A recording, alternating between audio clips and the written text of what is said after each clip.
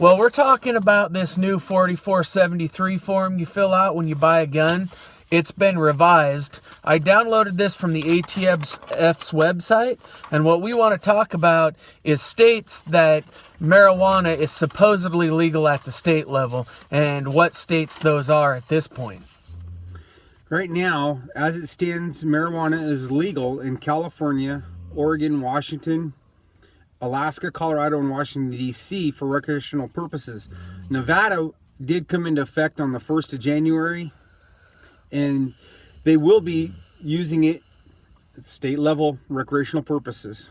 Now keep in mind, there's a fine line between recreational purposes and addicted to or abuse. If you're smoking every day, you got a problem. That's not recreational. Now, back to this 4473 form. This is the background check you fill out when you buy a gun. This has been revised, and it says, are you an unlawful user of or addicted to marijuana, any depressant, stimulant, narcotic drug, or any other controlled substance? That pretty much blankets everything. So if you're smoking marijuana, what you think is legal, and it might be legal to possess or buy in your state, it's not legal on a federal level. So this is a federal form when you buy a gun, so you're going to need to be careful. If you say, yes, I smoke, you may be denied for the purchase on the background check. And if you say, no, I don't smoke, then you're lying on a federal form, which it says is punishable on here by a $250,000 fine and 10 years in jail.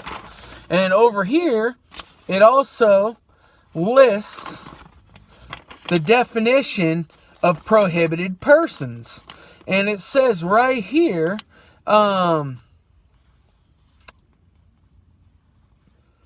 unlawful user of or addicted to marijuana or any depressant, stimulant, narcotic drug, or any other controlled substance. It's listed right here in the definitions of prohibited. Like I said, back to that, if you smoke every day, you got a problem. It's no different than someone who drinks every day. They're an alcoholic. I don't know the term for someone who smokes himself into a coma every day, but it's no different than someone who drinks every day.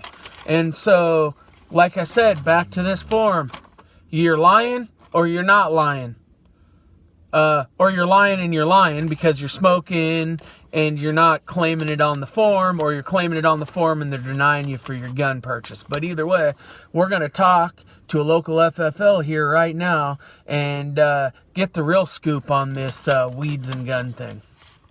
When you guys think about it's your choice, and him nor I care. You can smoke yourself into a coma every day. We don't care. And if you choose to play with guns, use guns in a sensible manner, that's cool too, guys. I'm not against it, okay? You're grown adults, do what you like, okay? But with the laws, and what people need to understand is when you are recreational using this, the state is allowing you to, they're lulling you in to their, hate to use the word, but agenda, okay? And then they can take your rights away because they've lulled you in and you're using these things. You get a card, you get whatever. They know who you are, okay? They know, the medical guys. Now, there's been hashing back and forth on our Facebook page. People say that they can't get that information out, whatever. They have to give certain information out. What they choose to and what's legal, that's neither here nor there for me to say.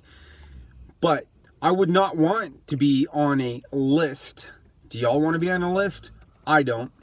And that's the other thing, is when it says the use of unlawful antidepressants. It doesn't mean, that form doesn't mean that you can't go to the doctor and be on antidepressants and still not be able to buy your guns. What this is saying is illegal use. So we all know illegal use, you can go buy stuff, anything off the street you want. So it's not saying that the average Joe or Jolene that uses antidepressants is denied the form.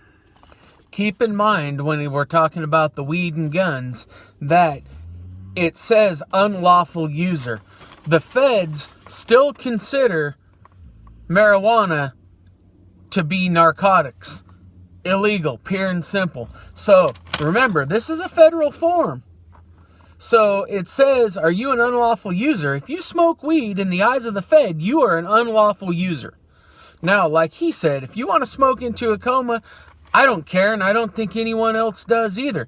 However, keep in mind, your gun purchase may be denied. And if it is, don't cry. Don't cry on the internet or cry around because your gun purchase was denied, because you chose weed over guns. That's the fact of the matter. Like he says, they're luring you in, and they've exempt you on this form from purchasing a gun. If you're a recreational user or whatever you are an unlawful user in the eye of the Fed, and you could be rejected, and that would be on you to choose guns over weed. Now, I know there's some constitutionalist out there who's going to thump his chest and say, well, hey, look, I do what I want. I'm an American, and, disobey, and I believe that to some extent, but I also believe we're a nation of laws, and if you don't like the laws, don't sidestep them, work to change it. And you got to go through your legislation to do that on a federal level, because on our Washington Guns and Ammo Facebook page, there's a lot of people that this subject has been brought up on. It wasn't always just him and I bringing these up. There's been lots of people with bringing it up, different posts on the page, and it's a hot topic. A lot of people get really heated over it. I don't care. Do what you want. I'm not here to judge, and I don't judge. I've got a lot of friends, whether they're low income, and I've got some very high income friends that smoke weed. I don't care. Do what you like. So let's go inside here to the local FFL, and we'll talk to him on this matter and see what he thinks. So I'm here with Mike. He's a master reloader and FFL dealer. How long have you been an FFL dealer? I've been an FFL dealer for 27 years. Okay, so we want to ask your opinion on the guns and marijuana thing, given that marijuana is now legal at a state level in a few states. My opinion, after I did the research, marijuana is still classified as a Schedule I drug, an illegal drug under federal law. Now, if we get into federal law, the state can be more restrictive, but they can't be less restrictive.